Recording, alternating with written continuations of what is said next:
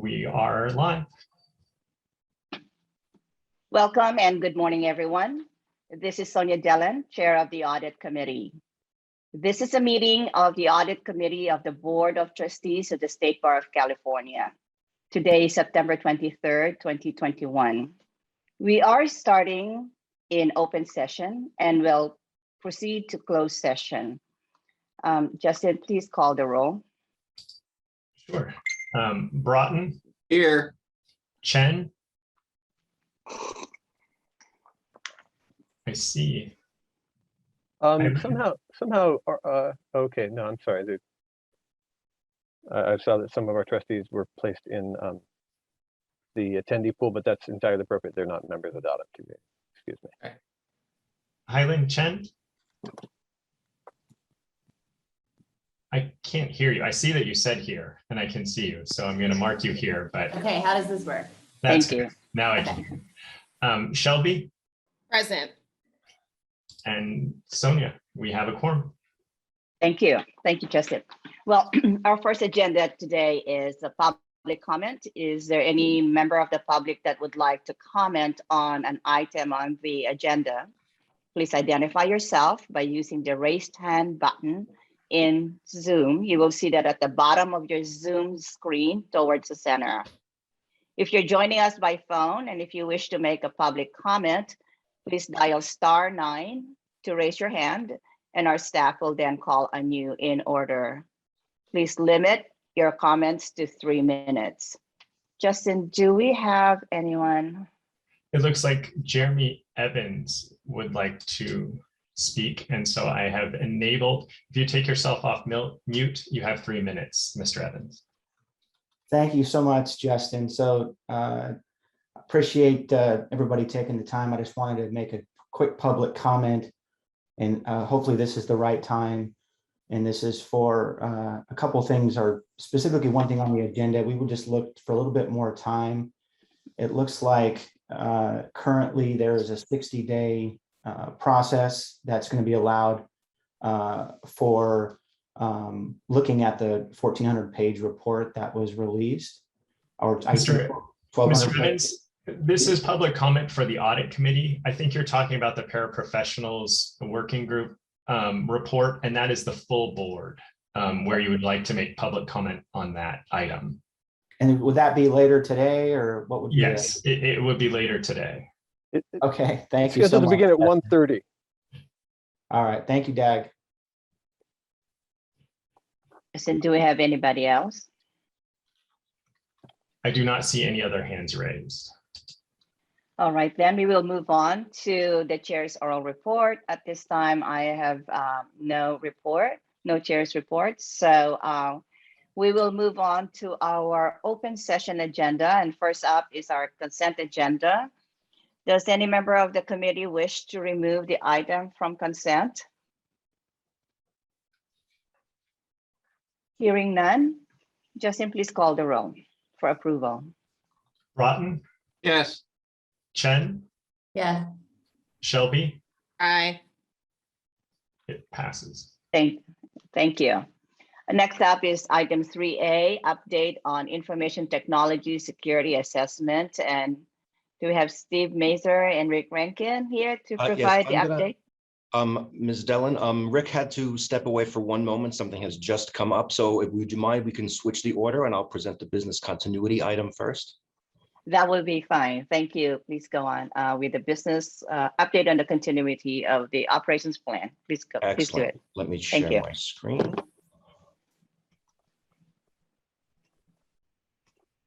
Okay, you seeing my screen? Thank you. Excellent. Okay, so good morning. I'm going to provide an update on our business continuity planning initiative. This initiative is part of the audit committee's work plan, and it has been on the bar's to-do list for a while. I'm very happy to report the effort is substantially complete. The heavy lifting is all done. There is some additional follow-up work in progress and the related initiative on deck for next year. I have on the line with me as well Lynn Taylor. She's the principal analyst for the administrative division, who was the staff lead for this project. So our quick agenda for today, we're going to give you a brief overview, explain the approach that we used, explain what we actually did, and then what comes next.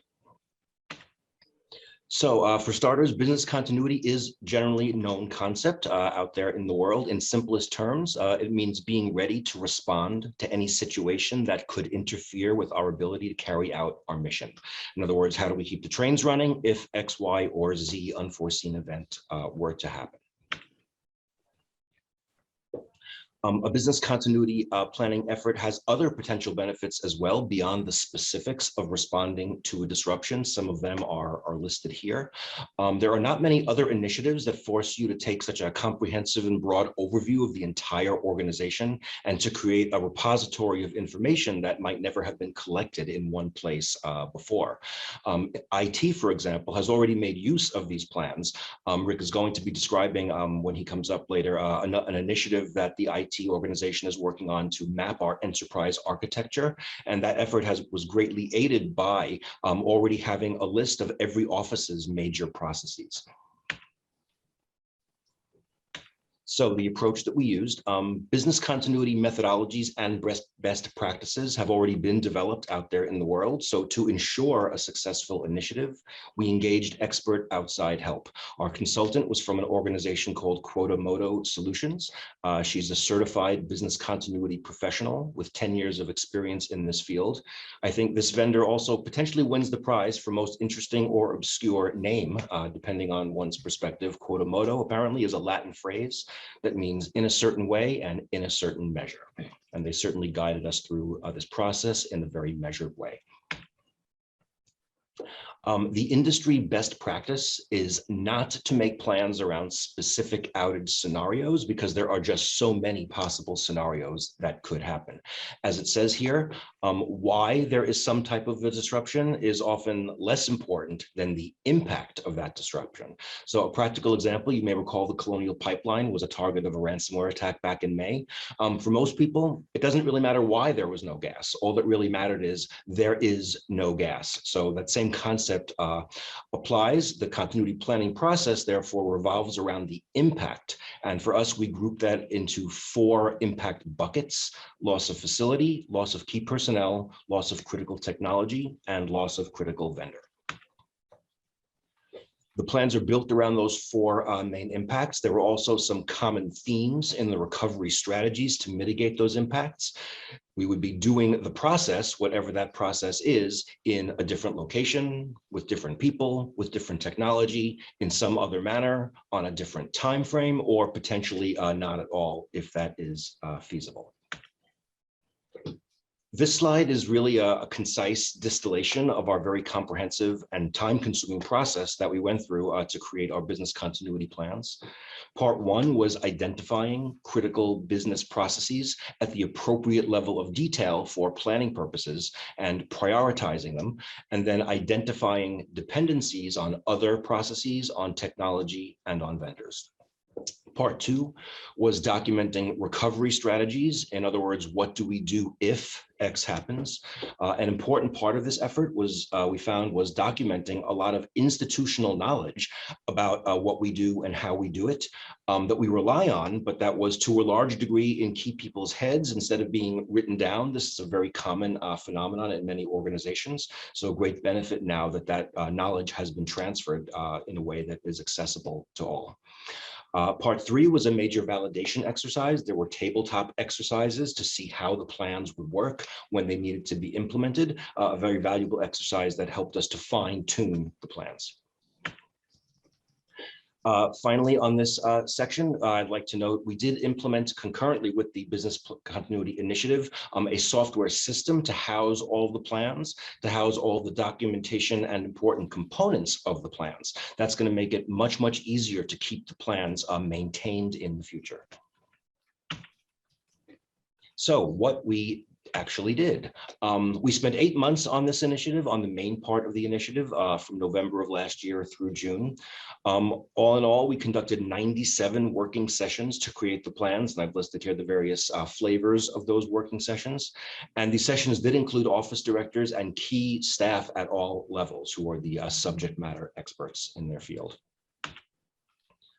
The effort involved all 15 of the bar's offices. In the end, we identified with the consultant's help 53 key business processes. We developed 23 individual continuity plans. Some offices created one comprehensive plan for their entire office. A few offices felt it was more useful to create separate plans for different functional areas. We also have a high-level summary plan as a tool for leadership, and we also now have a plan for some additional work going forward. So on this slide and the next, I just thought it would be useful to see how the bar's various offices define their major business processes that are covered in the plans. Again, the consultant did work closely with each office to help define the processes at the appropriate level of detail so that effective plans could be developed. Okay. And in looking ahead, what comes next? The plans themselves are substantially complete. They do need some refining. In particular, the plans were created in batches, more or less in isolation from one another. Now that they are all complete, we do need to compare the plans and know where their potential gaps or inconsistencies may exist. For example, Chief Trial Counsel may have a process that includes a dependency on one of General Counsel's processes. OCTC thinks their process needs to be back up and running in 2 days, but OGC's process, which OCTC says they depend on, has determined that that process will be back up in 7 days. So clearly that's an inconsistency, and we need to go through and reconcile those. So all of our plans are aligned. That effort is underway now. We do plan to complete it by the end of the year. Thereafter, the plans will be reviewed and updated every year to make sure that they stay current. And finally, we have an upcoming initiative for next year is IT disaster recovery. This is a separate initiative. Business continuity focuses on business processes, including IT's business processes. IT disaster recovery focuses on procedures for recovering specific systems, applications, or components. In the industry, these are understood to be separate initiatives. Rick, as I was going to say here, as Rick did explain, but as he is going to explain when he comes up in a few minutes, IT has some other initiatives in progress right now that are going to further define and change our IT landscape over the next couple of months. So it is important to complete that work first so that our IT disaster recovery plans address the new actual state of our IT infrastructure. So we do appreciate the importance of this IT disaster recovery initiative, and we are very excited to start tackling it next year. So that is my quick overview. Happy to take any questions. Thank you, Steve, for the presentation and for the staff in preparing this business continuity plan. I have a question for you. With the lockdown and coming back and working from home, then coming back to work, any of this processes, were any of them implemented, or is it something that is, and also, did you learn from that process also to get into put it into this continuity plan? Yeah, so more of the latter. As you know, the pandemic started, this process was delayed a little bit by the pandemic. So we did wind up with sort of an unexpected trial run at some emergency response procedures, having to transition to telecommuting on very short notice, for example. I'm very proud of the way the bar rallied and responded to that. And then when it came time now to start the business continuity planning process, some of the lessons learned about how to do work in a different way were absolutely applied to the plans. So they were sort of validated in advance by virtue of the unexpected pandemic situation. Agree. That's wonderful. Thank you. Are there any questions from the trustees in the committee? I don't have a question. Thank you so very much for the overview, Steve. I just want to verify that you're planning on circulating that to the trustees. I'd love to be able to look at that document in depth. Sure, I would be happy to do that. Thank you. Wonderful. Thank you all. I do see Rick right now. So I would like to call on Rick Rankin for item 3A, update on the information technology security assessment. Thank you, Rick. Justin, if you could promote, is Rick is he a panelist? He's there. I see him.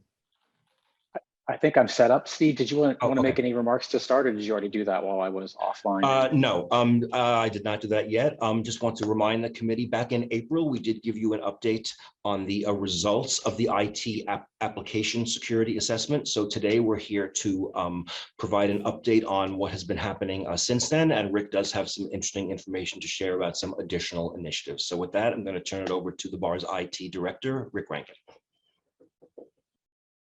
Thank you so much. Good morning, everyone. And just to do a quick check, can you see my screen? Assuming you can. Yes. Awesome. And thank you for your indulgence. Apparently, the power company decided to flip the power off for a brief moment right when we were starting our meeting. So I apologize. I'm delighted to be here and to share with you some important updates. As Steve mentioned, we're going to talk a bit about the application security assessment that we briefed you on last time we met, and our progress at remediating the things that were discovered during that assessment. We also want to introduce to you a new project we're conducting called Project 3D, which we'll explain in more detail, and then also look to the future and talk about what we're doing from an assessment perspective, as well as DR planning, as Steve was just mentioning. Just a quick refresher, OIT conducts these biennial reviews for looking at our application security and our network security. Application security is focused on the applications themselves to make sure that they are secure. And then the network security looks at our overall infrastructure, kind of the perimeter of our infrastructure, to make sure that is secure as well. Because of COVID, we've actually conducted both of those this year in 2021, and I'll tell you more about that. Again, to refresh our memories, the security assessment has three real goals. One is, where do we sit right now with our application security? What are we good at? Where do we have some weaknesses? And also kind of what is our maturity level as an application security posture, if you will. Our plan was to commission this in 2020. We completed it in March 21 due to COVID. Here's a quick refresher on the results, right? We looked at all the issues that were identified and categorized them in both likelihood of occurrence and also impact to the bar. So likelihood and impact. And as you can see from the rubric there on the left-hand side, issues that we discovered that were high likelihood and high impact are considered high or critical, and then the lower impact, low likely, are low and medium. And our commitment to you was to really address the highs and criticals as fast as possible within 90 days from our last meeting. Again, on the right side, you can see the pie chart. We're about 10 or 11%, depending on how you round some of these numbers, high and critical, and we were actually pretty pleased with those results. In terms of a maturity level, that was actually a good outcome from this assessment. I'm happy to tell you that we've met our goal that we provided to you last time we met, with two exceptions. There are two issues that were identified that actually require longer lead times to fully remediate. And what we have done in the interim is to take steps to tighten those up in the meantime until we can get the long-term solution in place. But as of this meeting, I'm happy to report that every single one has been addressed at some level. Our vendor that conducted the survey in the first place, the assessment is back in-house, and they're reviewing all of our items. So far, they've not identified any issues with the fixes we've implemented, so we're pretty happy about that. We have updated our security policy and our development standards. That's in use now across the entire IT team. A lot of the low and medium priority items we've actually been able to address as a result of this work. So we're actually really pleased that we knocked a lot of those off in this process. And then the remaining items have been pulled into a project we call 3D, which I'll tell you about here in just a second. One of the things we've discovered as part of our work on the application security assessment is that there are what we call debts that we have incurred as a technology department. And those debts really come in three flavors. There's technology debt. These are things like applications and servers that are out of date or no longer supported by a vendor such as Microsoft. We've got security debt, right, which was a result of our application security assessment. And then we've also discovered we also have some compliance debt. So compliances are things like PII, so personally identifiable information, or PCI. These are requirements the payment card industry imposes on anyone that accepts credit cards, and then also health information. And so we've concluded that it would be in our best interest to have an ongoing kind of evergreen project to, on a regular basis, look at these potential debts that the bar is incurring in our technology infrastructure and make sure that we have a plan to remediate them in advance. We launched the first part of this initiative in July. We're going to complete it at the end of October. And anything left over will go into this ongoing program that, as I mentioned, will be evergreen in 2022. Addressing this technology debt and security debt and compliance debt is a very common thing that information technology departments do, both in in other state agencies and also in the commercial sector. And I'm really excited to say this is now a formal process within our IT team at the State Bar. In terms of future assessments, you can see here we are planning on instituting an application security assessment Q4 of 2022, so about 18 months out from when we completed the last assessment. And then from a network assessment, we'll do another assessment in 2023. Meanwhile, we've started the assessment for this year. It's underway. It'll complete in November of this year. And I want to tell you a bit about that here on the next slide. Our network security assessment is underway, as I mentioned. This year, we're really lucky to have engaged the California Military Department, and in particular, their cyber network defense team. These are absolute experts in cyber defense. They perform these kinds of assessments on many, if not all, of this large California state agencies. And we've been partnering more and more with CDT, the Department of Technology, and we were able to leverage that relationship to get this team to come in and look at our infrastructure. So I'm really pleased that we got them. They started their assessment the last week of September. Their final report is going to be delivered to us in early November of this year. Now, one thing I want to also let you know is that they have been briefing us. They call them out briefs as we go, and making sure that anything they find we are aware of in case there's something we want to address immediately. And so far, we're actually not doing any of that at this point. So we've made great progress with them. Final report in November. We're excited to have this underway and going. As Steve mentioned, ITDR is a big initiative for us starting next year. The inputs that will serve us well as we create this DR planning is really in three forms. So the BCP that Steve mentioned is a key input to our disaster recovery planning. So we understand each office in the State Bar and what their timelines are for disaster recovery planning.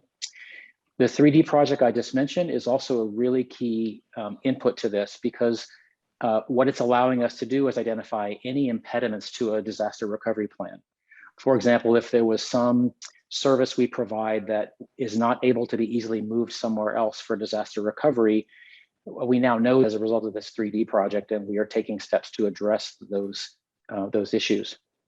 And the last thing is having an enterprise architecture. So this year we've engaged the California Department of Technology to help us build out an architecture for the State Bar that really captures all the end-to-end processes and systems, and also lays the groundwork for our future technology strategy. And that future strategy is also another key input into the DR plan. We're hoping to get CDT to help us with our DR planning, and we'll be finalizing that over the next couple of months. So that's a quick summary of what's happened since we last talked with you, and I'm happy to take any questions or comments.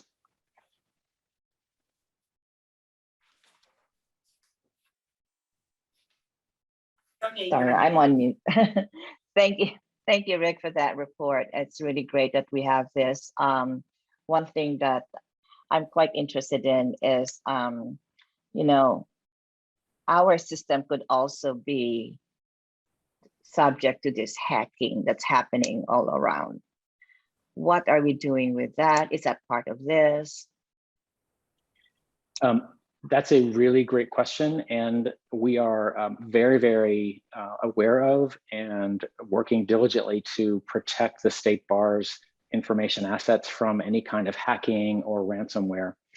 The IT team on its own has been aggressively addressing this with Microsoft, because a lot of our infrastructure rides on Microsoft's Azure data centers, for example, our use of their collaboration and productivity tools.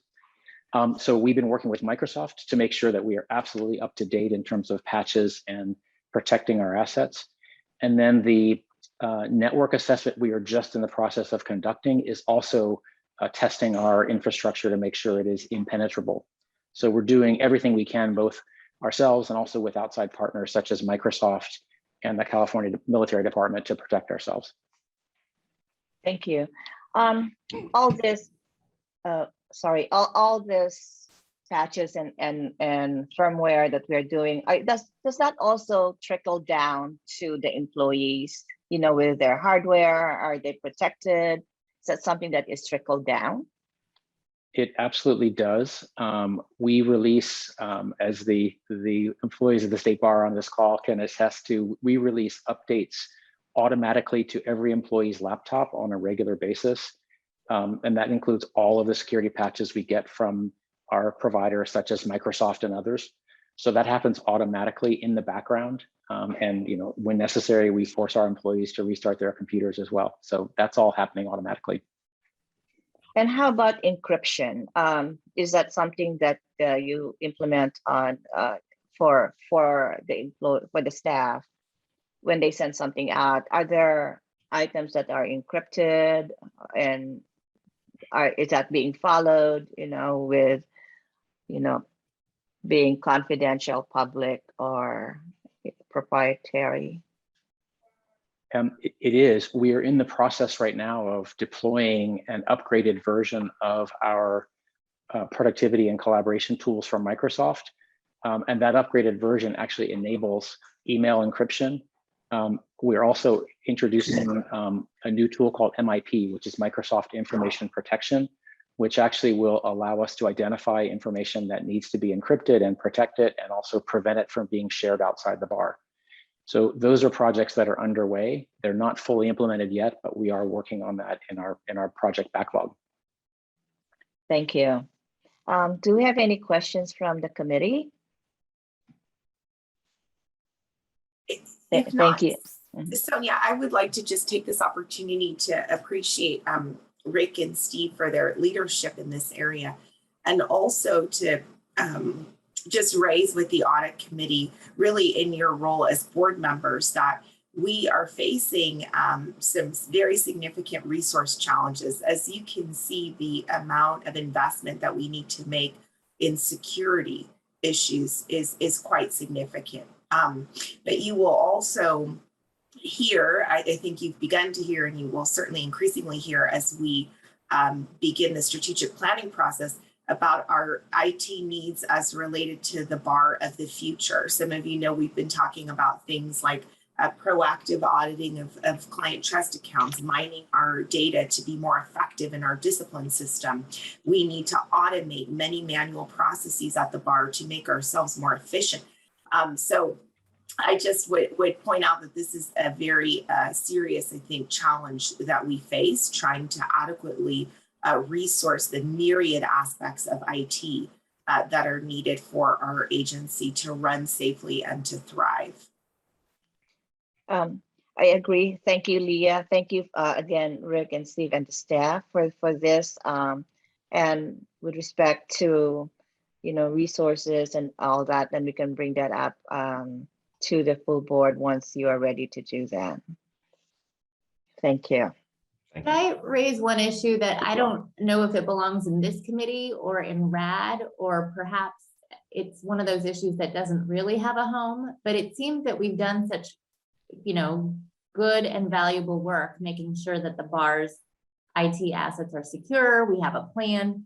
I think there's a lot of takeaways from this that would actually be useful to many of the attorneys, especially solo practitioners and smaller firms that don't have dedicated IT departments or the same resources, in terms of how to keep their client information safe from cybersecurity attacks, and how to, there's just things that we could be doing to proactively protect the public whose confidential and sensitive information are housed with solo attorneys, small firm practitioners, people who don't have the same sort of IT resources that a big firm has. And I would like the bar to, at some point, explore the possibility of providing those sort of proactive educational materials to its members. Leah, go ahead, please. Yeah, I think it's a great point. We've been talking internally about the need to figure out how to expand in general the support that we provide to lawyers. You know, Highland, we've also been talking about these needs in relation to client trust accounting. Yeah. And so I think it's an interesting conversation as we move 3 years out, now 4 years out from separation of the sections. I feel like at the initial phase of our separation, we took a very hard line and left all kind of support for lawyers to the trade association. And I think now it's an interesting time to pivot and think about how support for lawyers is in fact public protection. So it's just, I think, an evolution of the bar as a regulatory agency, and that will enable us to think big about how we support lawyers. Great. Thank you, Leah and Hailey. The next item is, the third discussion item is 3C, annual update on implementation of audit recommendations. This item will be presented by Linda Katz. Linda, are you on? Do we have Linda? Hi, good morning. How's everyone? Good morning. So I'm going to report on the status of the audits from the Bureau of State Audits. We have one that's still, there are a couple of items from the 2018 audit that was released in April of 2019. As you can see from the summary, there were 7 recommendations. 5 of them have been fully implemented. The 2 that are partially implemented address the 180 Howard building. And I know that that's, and that those recommendations, of course, came pre-pandemic, and there were recommendations about maximizing revenue and renting out space. And I know that there are separate discussions that are taking place regarding the plans for that building. So I don't think I need to get into a discussion about that. Then we had an audit that was released, the 2020 audit was released in April of 2021. So far, we've provided the 60-day response to the recommendations. One, and that's in Steve Mazur's shop, that one is fully implemented. And the rest are still pending, and we will be providing updates. There's a 6-month update that's due next month, and we'll be providing updates on each of those recommendations. They have to do with the discipline system and how we're assessing the backlog and case processing, and we've been in discussion with the legislature, so that's all underway, and further updates will be provided to the auditor next month. I don't know if anyone has any questions on any of these items. I actually have a question. Hi, Linda. It's Melanie Hi. Shelby. And it was in relation to the conversations that have been transpiring with legislative staff. I know the update is going to the auditor next month, I believe you shared, but I'm just curious in terms of the tenor of the conversations, particularly around the measuring and the goal and the number of days. So item number 7, 8, the staffing level, 9, the reporting processing time, and then 10, in relation to what is reported. How has the tenor of those discussions gone with the legislature? And are there any kind of learnings that have emerged so far as you prepare to follow up with a 6-month recommendation? And I think I could let Leah and Dag respond to those questions because they're more deeply involved in that analysis and the conversations with the legislature. Thank you. Doug, do you want to, I think, Melanie, we are going to get to this issue on the RAD agenda. We're going to be talking about SB 211, the fee bill, and specifically the requirements that we develop new case processing standards, which address specifically these recommendations that you're referring to in the audit. So Doug, is Doug on? Yeah, okay. no, I was going to say something quite similar. In regard to the legislature's response, I have a single line in my presentation for RAD about it, which is that the legislature declined to accept our previous proposal. So we had presented in July some new case processing standards that we had hoped would begin to help guide us in terms of the workload assessments, and the legislature said no, but they did provide us with direction regarding what we need to do next. And that's the topic of the presentation that's going to be given to Rad. And Melanie, we will be working closely with Key Ledge staff and with the state auditor to develop the next iteration of the case processing standard. Because next time around, we don't want it to be declined. We actually want it to be adopted in next year's fee bill. So I think the updates that Linda's giving to the auditor are not substantive in the sense of here's the new standard, but rather there'll be updates on the process that we're undertaking pursuant to the fee bill. Okay, thank you. Any other questions? Thank you, Linda. Any other? I don't see any. So thank you, Linda. Thank you so much. All right then. So our final open session item is 3D, a discussion of the 2021 Audit Committee Work Plan. This agenda item provides a status update on the progress of the 2021 Audit Plan, Work Plan. And so I would like to ask Justin to present, and the committee members are encouraged to ask questions about the work plan or provide any inputs, provide suggestions to improve the work plan. And I believe that we do have a recommendation at the end of it. Thank you, Justin. Yes. Can everybody see my screen? It's just presenting the work plan. So I will go over the work plan. This is the time where you can ask questions about the work plan. If there are things that should be added to the work plan, this is our opportunity as an audit committee. The first item is the evaluate and monitor internal controls. We have an internal controls audit that it was last conducted in 2018. That means that we are ripe to have an internal controls audit that will come and evaluate all of our internal controls. Our financial auditor conducts this audit, and it should be done in the next year or so. And so that will be updated. Some of these other things are just routine. The review of the quarterly travel expense report, that was on the consent item earlier today. And the previous item that Linda presented is monitoring those corrective actions. So we will continue to do that. For the next item on the audit committee work plan, the MAD compliance and review activities. Dag, do you want to speak on that? Yes, thank you.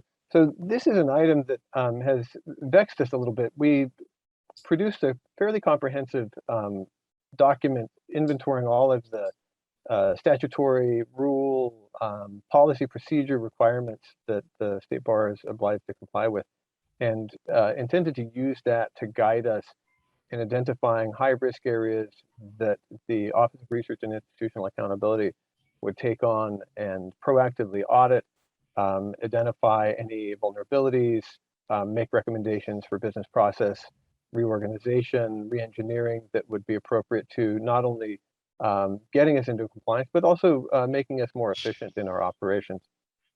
I say that it's vexed us a little bit because, in part because we have struggled to find the resources to put toward this effort, but on the, I don't know if it's the upside or the downside, periodically we have encountered issues that have come along that have presented themselves as the priority item, quite apart from our list. And in fact, so we have managed to move forward on this more by specific items being raised. And the particular item that I would point to here, which is going to be heard in closed session of the audit committee meeting today, is the report on testing accommodations.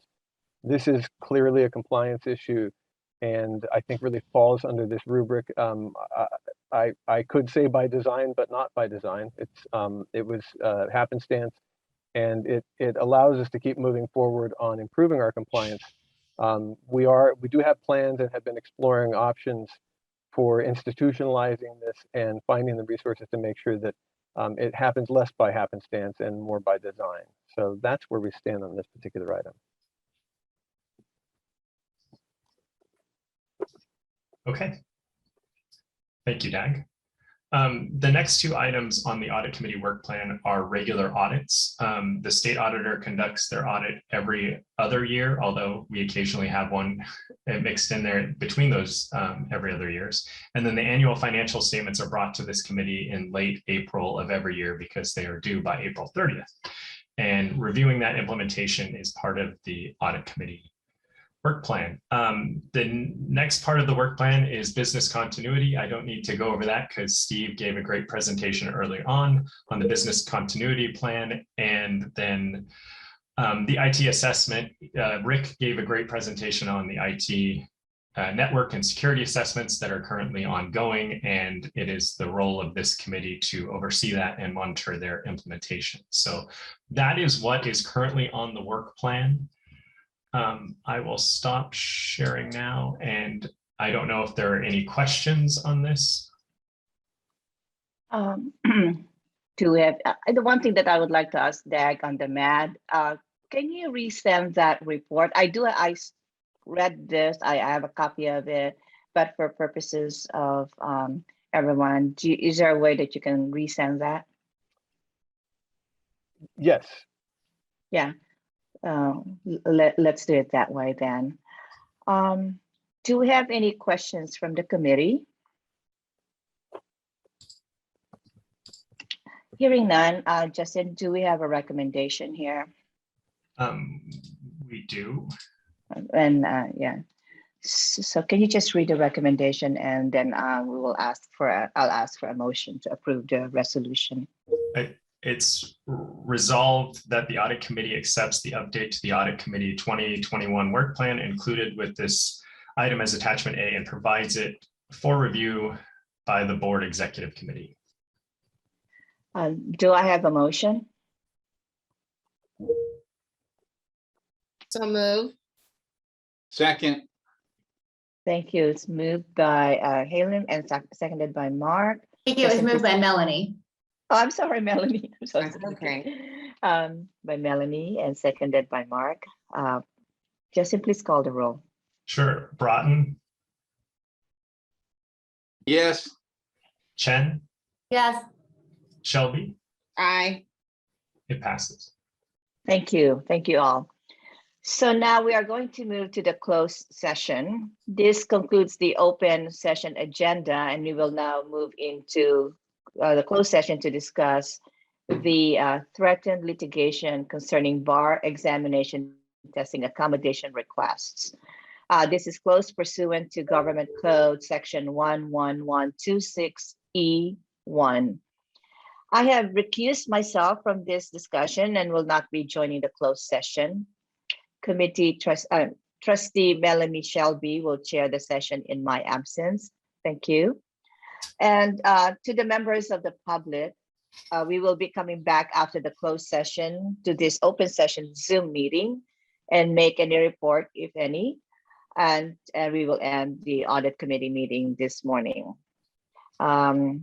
The committee will now disconnect from this webinar, and we will reconnect using the closed session, of course, with me being, recusing from that.